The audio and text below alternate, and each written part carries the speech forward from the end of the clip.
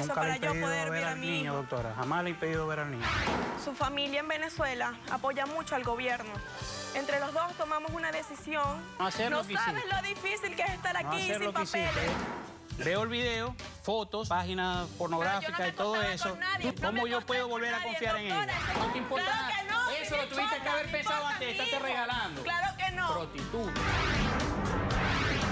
Le pido ayuda, doctora, para poderlo ingresar en una clínica psiquiátrica. Mami, ¿pero qué es eso? Involuntariamente. Un día voy al cementerio cuando estaba pasando un viejito y le pedí un cigarro. Él me dio uno y me dijo, bueno, quédate con la caja. Es un antique, una caja vieja. Yo no estaba en la casa y la caja se movió. Se me está volviendo loco. Yo no me lo quería creer. Por eso empecé a investigar. ¿Y qué te dicen? Bueno, que un muerto me dio la caja, número uno, Ay, y que Dios es una mío, señal santo. para mi mamá. Mira cómo vengo. Poniendo mis raíces. No me importa tu raza o tu sexo, ¿para qué hablar de eso? Y ni de dónde vengas. En el momento en que te haga falta y que tengas un problema y no veas el final del túnel, la luz que te alumbra y te ayuda a salir del dilema. Ese es mi lema. What's up, baby? Aquí siempre, aquí haciendo. No me importa tu raza ni tu sexo.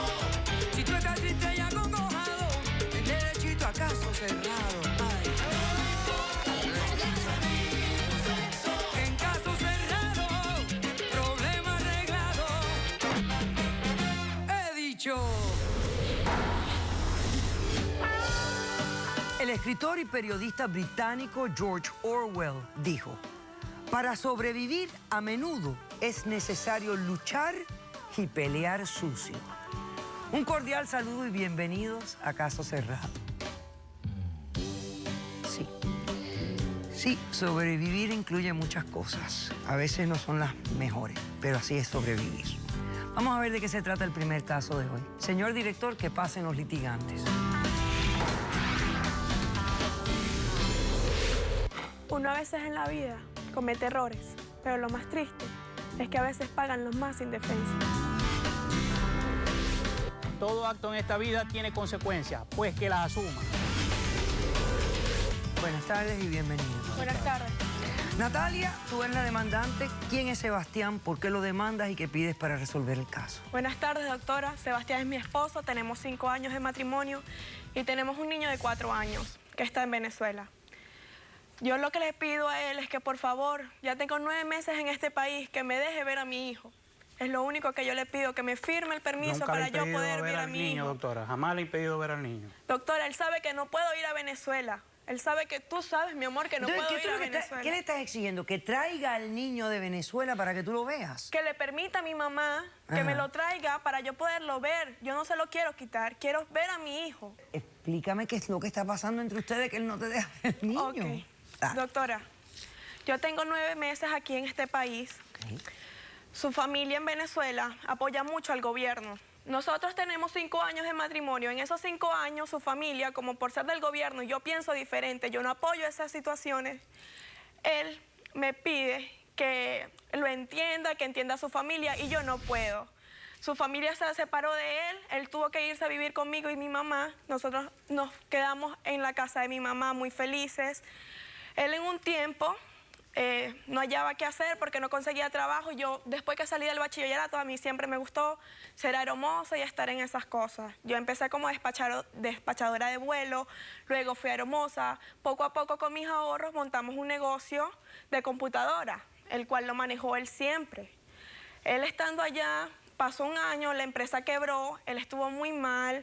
Yo empecé a pasar por situaciones muy nerviosa, me asustaba, vivía con miedo en Venezuela porque habían personas que me llamaban al teléfono, me decían, te vamos a matar, sabemos dónde estás, me describían cómo estaba vestida ese día y yo me asustaba mucho, hasta un día que yo iba a la casa en un taxi, cuando me bajo del carro, estaba ahí una persona y me apuntó y me dijo que me tenía que ir, que tenía que salir de aquí. Yo muy asustada, me quitó las cosas, me quitó mis documentos, me quitó mi cartera. Yo muy asustada llegué a la casa y le conté a él lo que había pasado.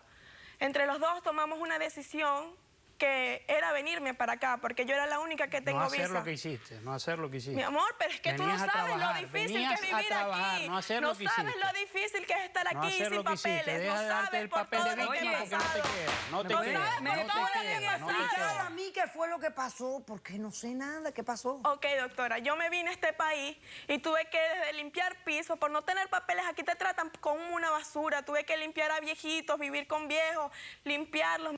Porque Yo viniste ya- con una visa de turista. Sí. Ok.